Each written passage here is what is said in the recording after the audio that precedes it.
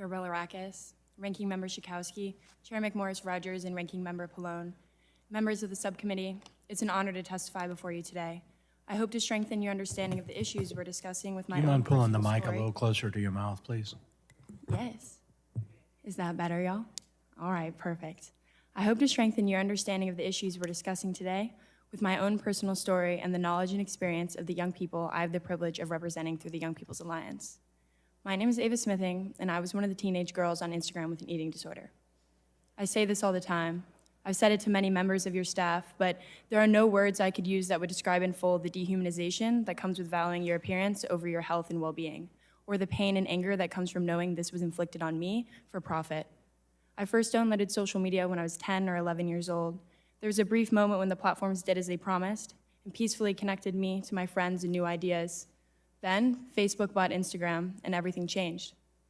We could have never imagined what would happen and what would have been ushered onto social media in the coming years, along with algorithmically recommended content and targeted advertising. Soon after this change, between photos of my friends and family, appeared advertisements of women with unrealistic bodies. My natural tendency to compare, and therefore inclination to pay attention to these posts, was taken by Instagram as an invitation for more like them. Companies' ability to track engagements, such as the duration of time I looked at a photo, revealed to them what would keep me engaged: my own insecurity. They stored my insecurity as data and linked it to all of my accounts across the internet. They used my data to infer what other types of ads and content I might like, leading me down a pipeline from bikini advertisements to exercise videos to dieting tips and finally to eating disorder content. I have a very specific memory of one post titled Ballerina Diet, suggesting that the daily intake of only a black coffee, an orange, and 16 almonds would keep me thin. In a sea of photos of unrealistically thin women, this ballerina diet was my life raft. The data they collected represents my greatest vulnerability. I wasn't thin enough. I interacted with one picture of one thin girl one time, and that's all I was ever able to see.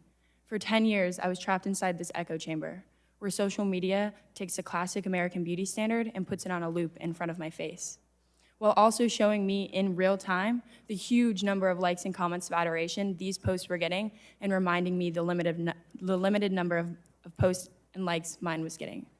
Societal validation through thinness, in my specific case, is the carrot. Instagram, Pinterest, and TikTok are the stick, and I, along with the rest of America's youth, am the donkey. None of this would have happened to me if we had a national data privacy standard that ensured data minimization and gave me the ability to correct these ill-informed inferences. None of this would have happened to me if we had the Kids Online Safety Act that ensured companies exercise reasonable care to mitigate harm to me. None of this would have happened to me if I had the option to opt out of algorithms that use my data to target me with harmful content, or better yet, if these algorithms had been defaulted off. I harbor no resentment. I understand the unprecedented nature of social media made it impossible for us to know what was coming and to properly act to prevent these harms. And I'm grateful for the progress we have made this far, but we desperately need to pass legislation like the Kids Online Safety Act to protect against downstream harms caused by specific design features.